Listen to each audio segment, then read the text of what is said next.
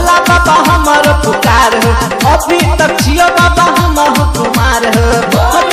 कमी हमारा बड़ा उपकार हो बाबा, लगावन कोनो जोगार हो। सुनो हो भोला बाबा हमारो पुकार हो, अभी तक जियो बाबा हम कुमार हो। सुनो हो भोला बाबा हमारो पुकार हो, अभी तक जियो बाबा हम कुमार हो।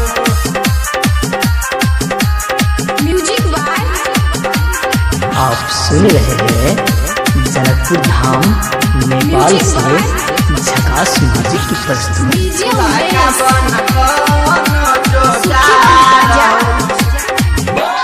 मिलै कुमारी बाबा 16 साल के, निमन चरित्र रहे बाबा ओकर चाल के। हाँ मिलै कुमारी बाबा 16 साल के, निमन चरित्र रहे बाबा ओकर चाल के। करबो हम ओकरे त प्यार हो बाबा, लगाबो न कोनो जोगार हो। सुनो हो भोला बाबा हमारो पुकार हो, अभी तक जियो बाबा हम कुमार हो। सुनो हो भोला बाबा हमारो पुकार हो, अभी तक जियो बाबा हम कुमार हो।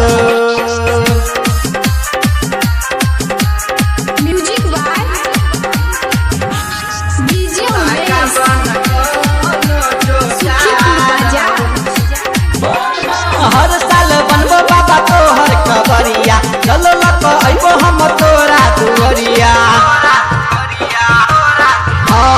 हर साल बनबो बाबा तोहर कबरिया, चलो लक अइबो हम तोरा दुवरिया। दूर कर जिंदगी के बुखार हो बाबा, लगाबो न कोनो जोगार हो। सुनो हो भोला बाबा हमारो पुकार हो, अभी तक जियो बाबा हम कुमार हो। सुनो हो भोला बाबा हमारो पुकार हो, अभी तक जियो बाबा हम कुमार हो। आप सुन रहे हैं गायक रामदुलार को।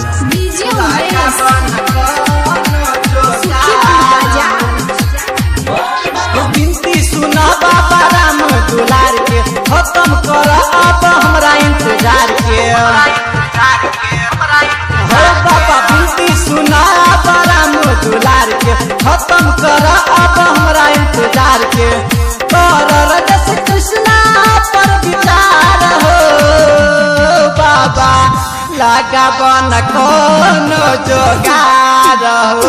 सुनो हो भोला बाबा हमारो पुकार हो, अभी तक जियो बाबा हम कुमार हो। सुनो हो भोला बाबा हमारो पुकार हो, अभी तक जियो बाबा हम कुमार हो। प्रेजेंटेड बाय झकास म्यूजिक, जनकपुर धाम नेपाल।